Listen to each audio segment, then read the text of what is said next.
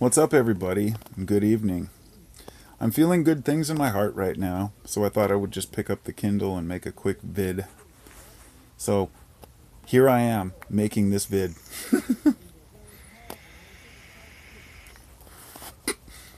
Oh man, that was a big ass vape. Actually, I've had this whole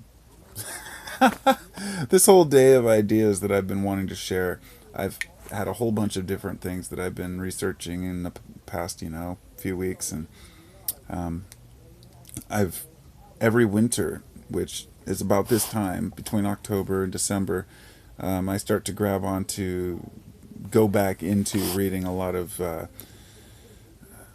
about mystery schools, Kabbalah, getting into my Manly Hall lectures and learning about more about understanding the universe, the Hermetic principles, principle of correspondence, principles of mentality, principle of gender, principle of, the swing of the pendulum, the as above, so below, and all these different balancing points. And I have this book that I actually brought out here, and I wrote down a bunch of stuff. Now, I've had this book for a long time. It's my science, theology, everything book. And I took a couple notes because I wanted to mention something, but honestly, now when I think about it, it's just nothing I can say will really get my point across because I don't really have one. What I really wanted to talk about, I guess, was I've been thinking a lot about frequency and vibration lately, and I made a couple videos talking about this. One of the principles, Hermetic principles, is that everything is vibration. And understanding the different frequencies is why I play with things like sand, cymatics, and water, to understand how sound relates to other waves like light, and how standing waves can take form, and trying to understand basically the nature of reality, yet I'm doing it in a way that I keep myself distanced from trying to find that ultimate truth. And I guess that's what I kind of wanted to talk about, was that the belief in Hermetic philosophy is that the truth, the all, cannot be known, in other words, by the individual. We may all have a reflection of God within us, or the universe within us, whatever you want to call it, but that we are not gods in ourselves, that we are merely just stepping stones on a path to evolution. Although we're important for a time being, we're kind of like a firework, beautiful for a moment and then fading into charred remains. So we have a choice to how we're going to look at life. We can look at it positive or negative, and there's many ways in between. There have been times in my life where I've dwelled on, what could happen tomorrow, the bad things. And when I was listening, I was studying the sephiroth earlier. And the sephiroth is also known as the Kabbalistic tree of life.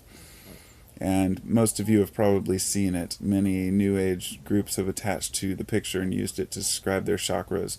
And it may very well correlate to the Eastern mysticism and the chakra system, but this predates any of that by far. The Sephiroth represents, it's the Kabbalistic tree of life, represents the lower to the higher ways of thinking, but it's more complicated than that. They're all intertwined. I could show you the picture, but it wouldn't do any good. But one of the things I was understanding, one of the ones I was, caught my attention, was projection.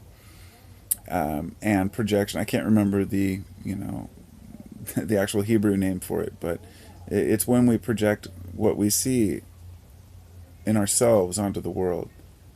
When we see that the world is a negative, scary place, it can very well stem from our feelings of negativity within ourselves. And I think that's an important thing for us to remember, because in my life, in the times when I felt down, when I felt like things aren't going right, it tends to manifest in how I project my worldview, by thinking, oh, people are just out to get you, and people are thieves, and people are liars. But realizing the truth within myself and understanding who I am, the depth of who I am, and learning that there is no maturity level a person reaches where they're just there. It's just a matter of finding a path that works for you and working along it, deprogramming the things that you've learned in your previous life. I should say previous years of your existing life, and and meanwhile realizing that some of those programs are important. Some of the things that we learned are helping us. We're not all bad, and not all the things that we're taught are bad, or it's kind of like the old "money is the root of all evil" thing. Money is neutral; it's just paper. The same way that power corrupts is one of the principles, though, and that was one of the other points I wanted to make. And one of those sephiroth principles was the idea that a person who is in charge or a leader has a responsibility to the people, a responsibility to uphold truth and honesty for the people. And what we don't realize is that when a person gets too much attention, their ego overinflates, regardless of how good of a person they were or how hard they tried to be honest. More often than not, they fall victim to their own pious attitude, thinking that they're right. It's the same as when somebody's been told that they're great over and over and they become arrogant about it. Sometimes I guess there have been YouTube channels I've seen where people are presenting just ludicrous, outlandish theories about things but when questioned, they fly off the handle and block you or ban you, and you see that all their comments are selected for the ones they want to that make them look good. Just like when you look at a review on a product and they're all 5-star reviews, and you think, okay, who did they pay to do that? We're learning as people. We know how to sort through the BS. We know that an honest question or an honest discussion requires that both people can be coherent and talk respectfully to one another. And if one side tends to fly off the handle, it often means that side doesn't have a valid discussion or argument, or that their point is really not well thought out. And this belligerence that comes with not being well thought out is often why religious people get into such arguments. It's like I spoke earlier in the video, and I was saying religion is not the problem.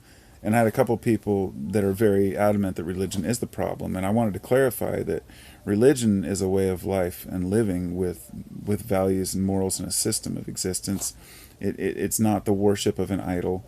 Religion is not the worship, and religion is not dogma. Religion is just a way of life. Theology, when we get into this whole idea that we understand the truth and that we understand what God is, and that this book tells me the truth and that you're wrong. In other words, religion only becomes a problem when we're pointing the finger at other people. But if we truly believe strongly in what we're saying we believe, we should be able to either stand by it or at least have a discussion to explain it without getting angry about it. And I've learned a lot about myself in that way. When people call me out on something, there are mainly two reasons why I'd get mad at them, or not mad, but tear back at them, would be either A, they're completely wrong, or B, they're completely right. And it's up to us to determine which of those it is when a person calls us out. So those were just some evening words. Hope everybody's doing well, and have a fantastic day.